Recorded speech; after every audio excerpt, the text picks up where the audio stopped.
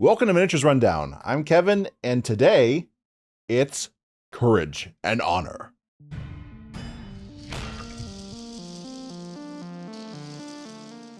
Today, talking about the Adeptus Astartes, the Space Marines, the poster boys of Warhammer 40,000. Whether you love them, hate them, or really just don't care about them at all, if you play 40k, you're gonna have to deal with them.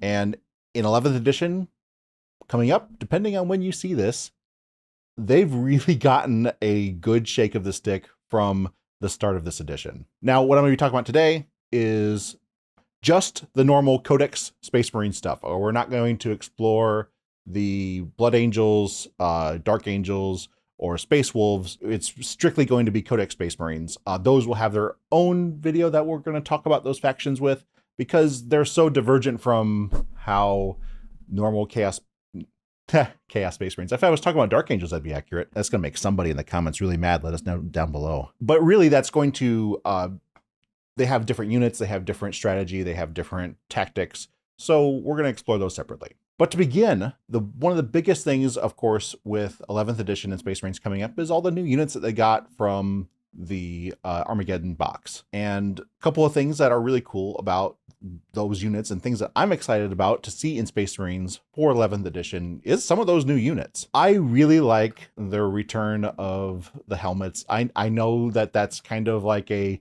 silly, controversial opinion about like the change that they made for Space Marines going into the Armageddon box, but I always have a soft place in my heart for those helmets. Those were the same ones that I was familiar with Space Marines going far back. And I know that's Games Workshop just pushing the nostalgia button over and over and over again and injecting that directly into my veins. And that's okay. We're allowed to enjoy the things that we enjoy. The nostalgia for some of the older stuff being a part of that. I mean, after all, we are returning to Armageddon, which is one of the most iconic settings in modern 40k. Among those, besides just the cool helmets, is we have the return of the Landspeeder, the classic Landspeeder, not the new Landspeeder that has the weird guy poking his head up between the stubbers. We don't talk about that speeder. If you like that speeder, great. It's not one of my favorite units, and it's definitely not one of my favorite models. But the return of this Landspeeder is really cool. It's got a nice glow up from the old version of the Landspeeder, pre-Primaris. Still kind of has a lot of similar lines and features on it with like the multi-melta and the heavy flamer or the Gatling onslaught cannon, which is, very reminiscent of the assault cannon and multi-melta / heavy flamer that the old Landspeeders had. It's a little bit bigger. It has, it has the features that you would see from a lot of Primaris vehicles, but kind of toned into the old, 3rd, 4th, 5th edition Landspeeder that we all know and remember from editions past. So I'm really looking forward to having those. The Vanguard Veterans are a really cool addition. Their datasheet is much stronger than the datasheet that Vanguard Veterans had previously. Having their mastercrafted power weapons be 2 damage apiece is really great. And then, of course, accompanying them with the classic Jump Pack Chaplain, which we've had in 10th edition previously. But still, the new sculpt for the Chaplain that is in Armageddon is really cool. One of the things, though, that I am really excited about, and it's kind of an oddball choice, I think, is the Eradicators with heavy bolters. I really like Devastator squads from years past, and one of my favorite things to run, even though it was never very good, was Devastator squad or Havoc squads, because I played Chaos Space Marines. I didn't play regular Space Marines for a while. This is my first actual foray into regular Space Marines. But for Chaos Space Marines, running a Havoc squad, which was basically the exact same thing as a Devastator squad back in the day, with 4 heavy bolters. It was never very good, but it was a lot of fun to roll that many dice. And so this Eradicator squad kind of brings that back to me with these guys in the heavier armor with the heavy bolters, just kind of like plodding forward, laying down fields of fire. And of course, them getting blast if they're shooting at a non-vehicle or a non-monster, which I think is kind of a weird thing to kind of call out, that they don't get blast if they're shooting at vehicles or monsters. Though I guess that does mean that you can't shoot them if that vehicle or monster is engaged with a friendly. So there's that. I guess that's why that distinction is there.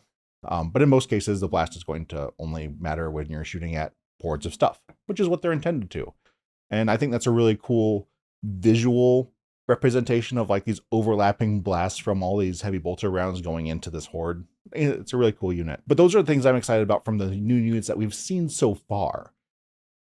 We have not seen what is maybe coming for Space Marines coming into 11th edition with their new codex. New codexes almost always include new units, new heroes, and Space Marines always kind of get a good shake at it with getting new stuff when a new edition comes around.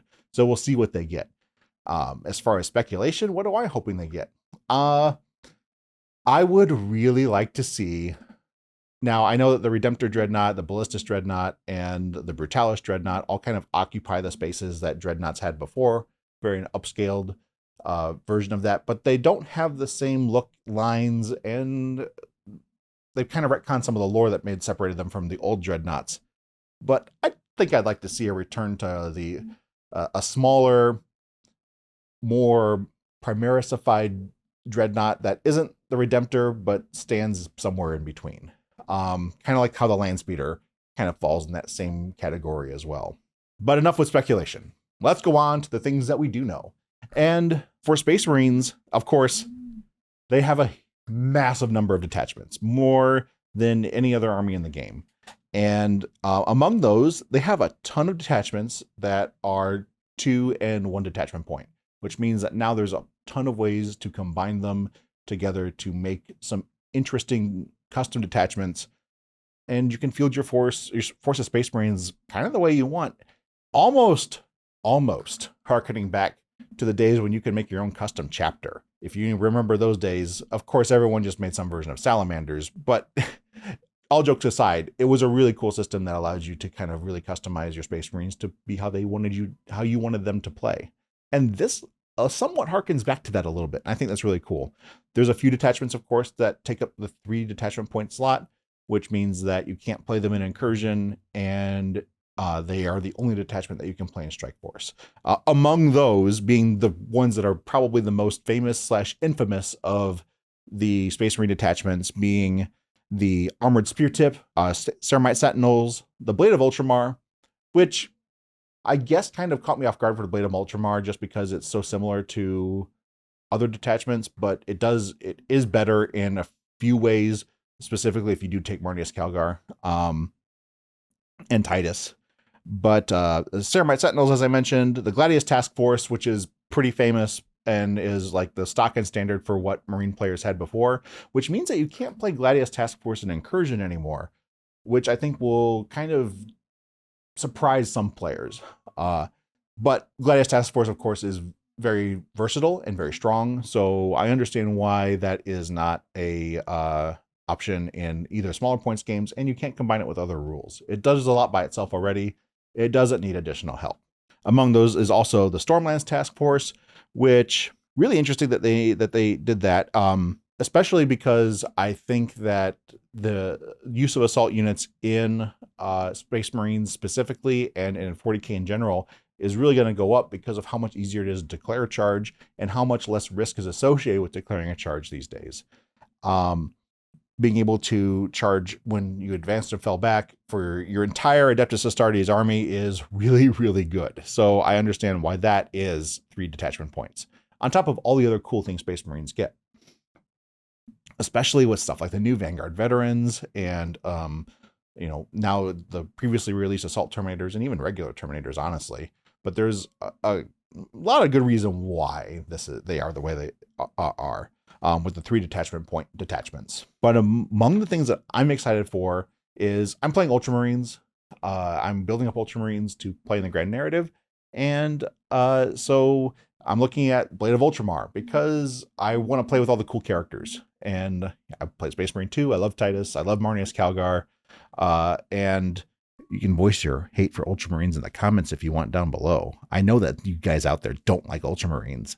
And that's okay. I can take it. But in all seriousness, I'm excited for that. I'm also excited for the Bastion Task Force. I think the Bastion Task Force, which came out in the 300 Worlds supplement, was a really cool detachment. And it being only 2 detachment points and being able to combine that with something else, perhaps with like the Fulgaris Task Force or the Librarius Conclave, being able to take the Bastion Task Force along with Librarius Conclave seems really strong, and I think I'm excited to try that out. I like Librarians. I think they're a cool part of Space Marine lore, and I especially like the new model that came in Armageddon. But I think that combination of those two, being able to do the Auspec scan from the Bastion Task Force and being able to combine that with the powers from the Librarius Conclave to buff your units, is going to be really interesting.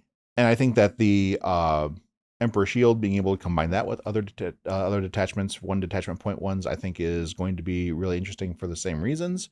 Being able to kind of lean into that specialization and then expand out from that to add a little bit of flair in other ways. For instance, from like the Vulgaris Task Force, being able to bring stuff in and ingress.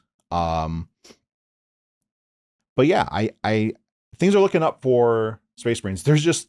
I'm not going to read through every detachment and how many detachment points it is, because that list is both freely available and it would be boring to listen to. That being said, I think that Space Marines are in a really good place, and I think Adeptus Astartes players out there are in for a really good time, maybe too good of a time for a little bit. As far as the things that really stand out to me that is strong is, for instance, the Armored Spear Tip being 3 attachment points, but also being taken hold.